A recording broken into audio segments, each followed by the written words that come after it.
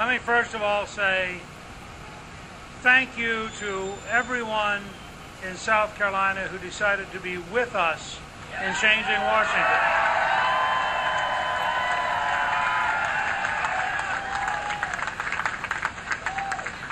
Felicity and I are particularly happy to have our daughters, our son-in-laws, my two chief debate coaches, Maggie and Robert, who are both right here.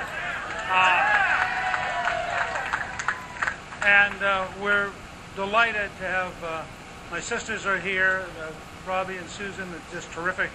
I also want to recognize several people who are just extraordinarily important in South Carolina making this happen. Judge Billy and Deborah Wilkins just really took over and did a great job. My former colleague, former Congressman John Napier, is just such a terrific class act. He did such a great job statewide putting things together. House Majority Leader Kenny Bingham came on board and really helped us with a statewide network. Speaker Bobby Harrell was tremendous. We traveled the last several days together. Andre Bauer made a big difference. Vivian Wong was tremendous in helping us all across the state. Peter McCoy was remarkable. And finally, I just want to say that we had a team on our staff who worked endless hours week after week. They did a great, great job.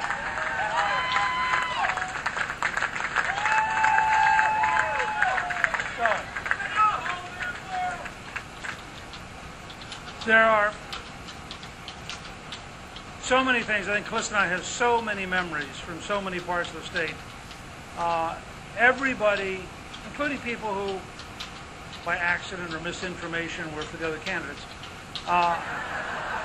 But everybody was nice to us, everywhere. And I just want to say that I think South Carolina showed Southern hospitality as beautifully as any place we've been.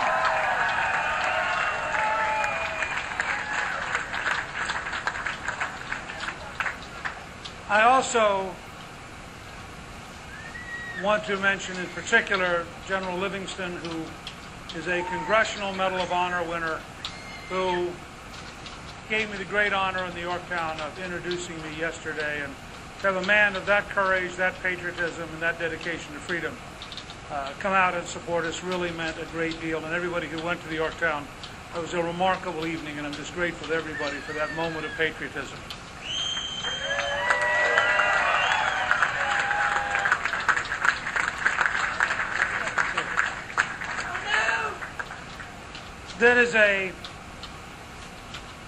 The biggest thing I take from the campaign in South Carolina is that it is very humbling and very sobering to have so many people who so deeply want their country to get back on the right track.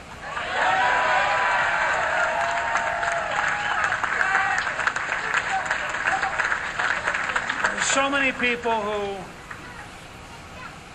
are so concerned about jobs, about medical costs, about the everyday parts of life, and who feel that the elites in Washington and New York have no understanding, no care, no concern, no reliability, and in fact do not represent them at all.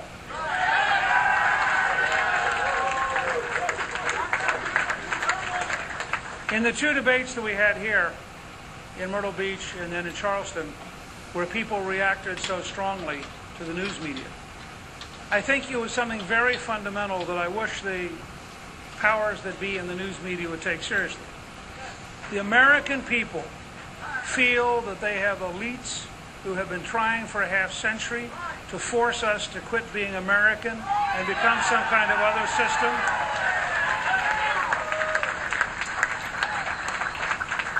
And the reaction, people completely misunderstand what's going on. It's not that I am a good debater. It is that I articulate the deepest felt values of the American people.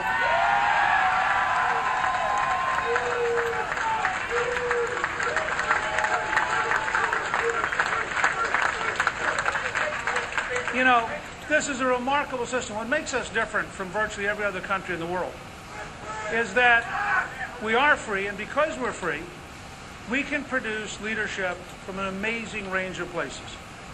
Now, sometimes that leadership is good. We once had an actor who made movies with chimpanzees. He turned out to be one of our greatest presidents and ended up with the disappearance of the Soviet Empire.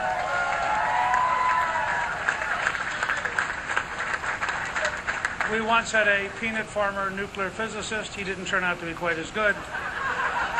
But the genius of America is that you can come from any background. I watched tonight the fine speeches of the other three candidates on our side. And I was struck with how much they reflected the openness of the American system. You know, Rick Santorum showed enormous courage in Iowa when he had no money, nobody covered him, and he just kept campaigning.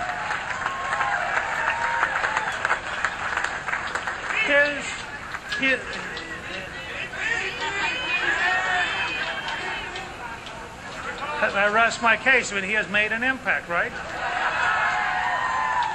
I mean, here's a guy who articulates the values of social conservatism, who articulates the importance of manufacturing, and who may have been as right about the dangers of Iran as anybody in this country in the last 10 years.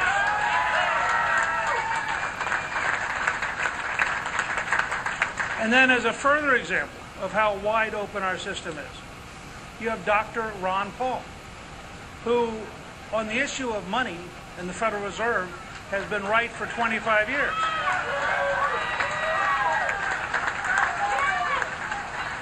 And while I disagree with him on many other things, there's no doubt that a lot of his critique of inflation, of fiat money, and of the Federal Reserve is in fact absolutely the right direction, and is something I can support strongly.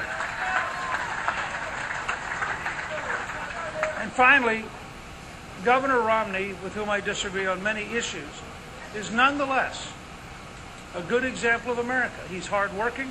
He has been very successful. He has organized large systems. He did a terrific job at the Winter Olympics. And the fact is, if you look at the four of us, we are proof that you can come from a wide range of backgrounds, and in America, you have a chance to try to make your case no matter what the elites think in New York and Washington.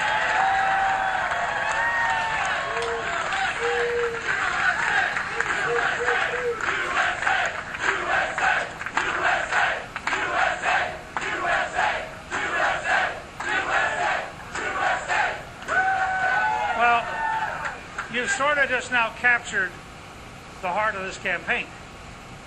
The fact is, we want to run not a Republican campaign, we want to run an American campaign.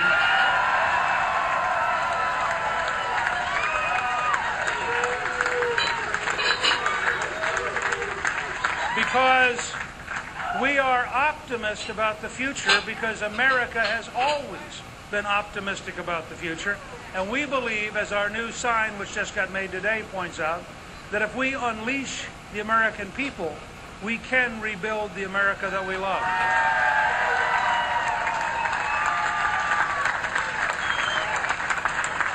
Now, I believe, and Calista and I decided to run because we, after a year of conversation, concluded that this is the most important election of our lifetime. If Barack Obama can get reelected after this disaster, right, just think how radical he would be in a second term. So I have a proposal. With your help, we are now moving on to Florida and beyond.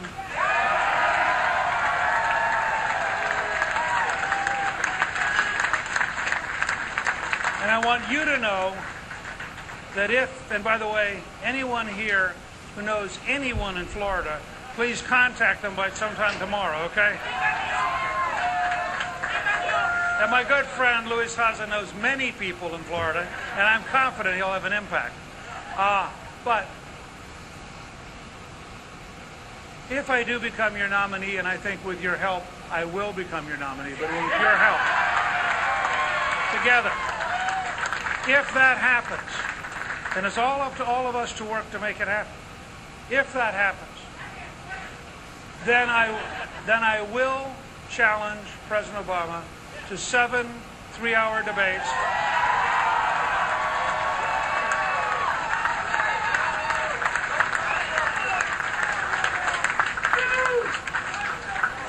To be fair, I don't want you to be disappointed, but I already have conceded that he can use a teleprompter if he wants to. After all, if you had to defend Obamacare, wouldn't you want to be able to use a teleprompter? Now, there are a number of key issues that we have to talk about with the president. I'm going to get there in a second. I believe this campaign comes down to economics, including jobs, economic growth, balancing the budget, the value of money. It comes down to national security, what threatens us and what we have to do about it. But the centerpiece of this campaign, I believe, is American exceptionalism versus the radicalism of Saul Alinsky.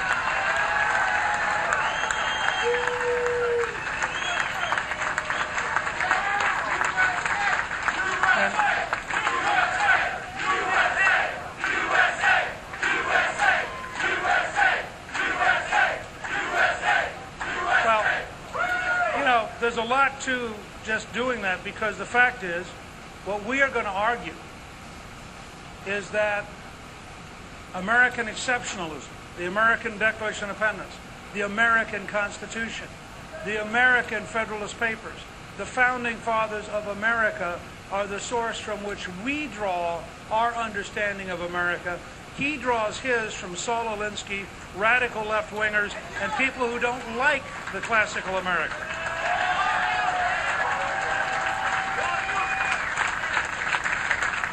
And one of the issues we're going to address head on. She would be a great First Lady, and with your help, she will be a great First Lady. One of the key issues, and I'm prepared to take this straight at the President and frankly straight at the elite media. One of the key issues is the growing anti-religious bigotry of our elites.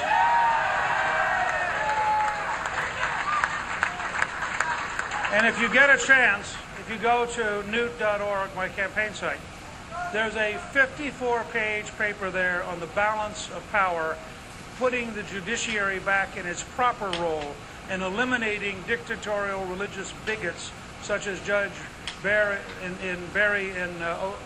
San Antonio, who issued a ruling that if the students, not only could the students not pray at their graduation, if they used the word benediction, the word invocation, the word God, asked the audience to stand, or asked for a moment of silence, he would put the superintendent in jail. Now, we don't have speech dictatorship in America by anti-religious bigots, period.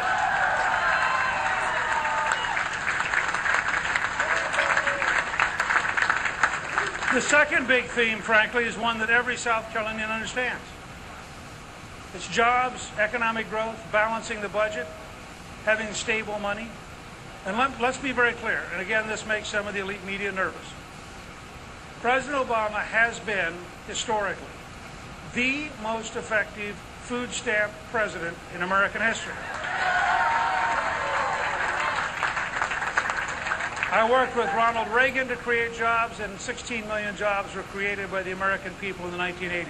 I worked with Bill Clinton, a Democrat, to create jobs, and 11 million jobs were created by the American people during the 4 years that I was Speaker. I would like to be the best paycheck president in American history. And I want to go into every neighborhood of every ethnic background in every part of the country and say to people very simply, if you want your children to have a life of dependency and food stamps, you have a candidate, it's Barack Obama. If you want your children to have a life of independency and paychecks, you have a candidate, it's Newt Gingrich. And I'll bet you we have votes everywhere.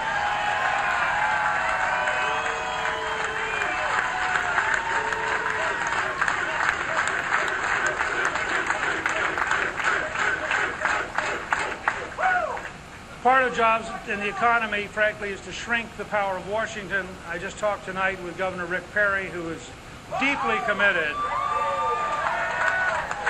I was very generous for his endorsement this week. His passion is implementing the 10th Amendment. We are going to work with him to return power to the states, to local governments, to get it out of Washington, D.C. But one reason that I ask you to be with me and not just for me, if we shrink the Washington bureaucracy, we have to grow citizenship back home to fill the vacuum.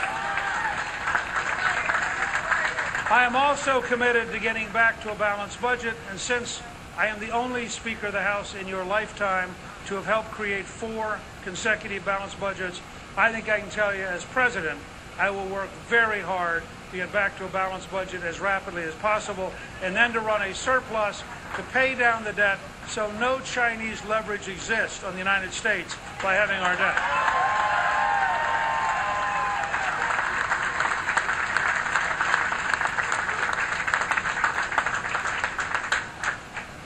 Part of our long-term national security has to be having an American energy policy.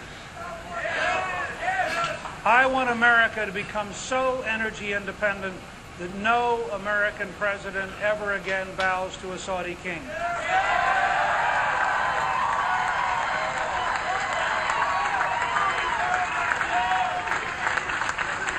And let me give you an example of a common sense conservatism that solves problems. You have well over $29 billion of natural gas offshore. And as president, I will authorize on the very first day the development of it. That natural gas offshore will create jobs that in Louisiana average $80,000 apiece. In addition, it generates royalties. Part of the royalties should be used to modernize the port of Charleston, which affects 1 out of every 5 jobs in South Carolina.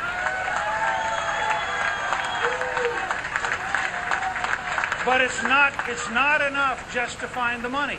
The Corps of Engineers' current bureaucracy is so long and so stupid that they currently take 8 years to study, not to do the project, to study the project. We fought the entire Second World War in 3 years and 8 months. Now, if you can beat Nazi Germany, Fascist Italy, and Imperial Japan in 3 years and 8 months, it is almost unimaginable that it now takes 8 years to study the project. So I want to fundamentally overhaul the entire federal government at every level to produce a modern, lean, effective federal government.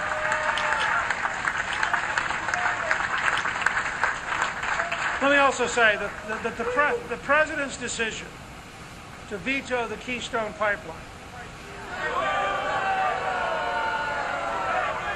you know, you have to wonder how out of touch with reality this administration is.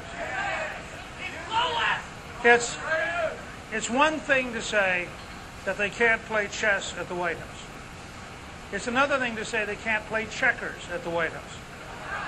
But if they can't play tic-tac-toe, the President says, no, we don't want you to build a pipeline from central Canada straight down with no mountains intervening to the largest petrochemical center in the world, Houston, so that we would make money on the pipeline, we'd make money on managing the pipeline, we'd make money on refining the oil, and we'd make money up in the ports of Houston and Galveston shipping the oil. Oh no, we don't want to do that because Barack Obama is taking care of his extremist left-wing friends in San Francisco.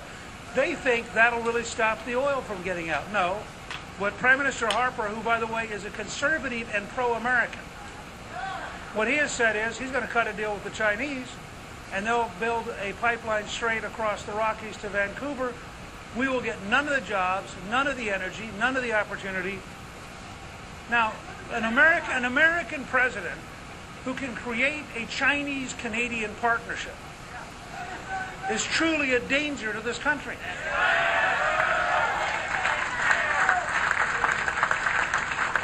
But it gets worse. Last Sunday, the Saudis announced they were signing a deal with the Chinese to build nuclear energy facilities in Saudi Arabia. So the Saudis are now saying, we so distrust the Obama administration, we'd rather rely on the Chinese. The Iranians, for 2 weeks, taunt us with exercises aimed at closing the Straits of Hormuz, and the Obama administration answer is to cancel military exercises with Israel because we don't want to provoke The Iranians? President Obama is a president so weak that he makes Jimmy Carter look strong. Let me just say